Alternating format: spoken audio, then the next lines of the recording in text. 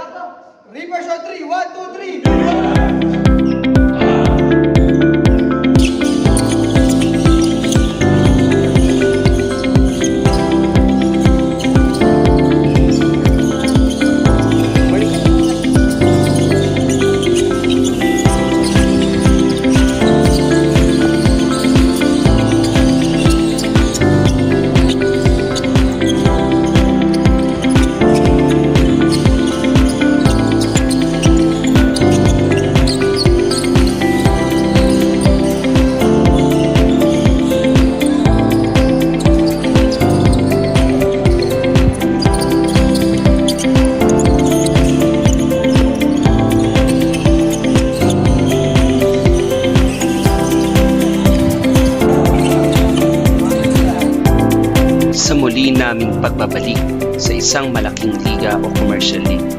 Dito sa NYPL, hindi ko sila binigyan ng pressure at ang sabi ko sa kanila, maglaro lang sila.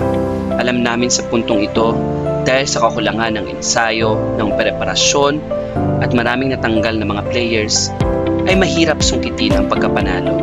Maliban doon, ang kalaban namin sa puntong ito ay ang team ng isang PBA player na si Vic Manuel.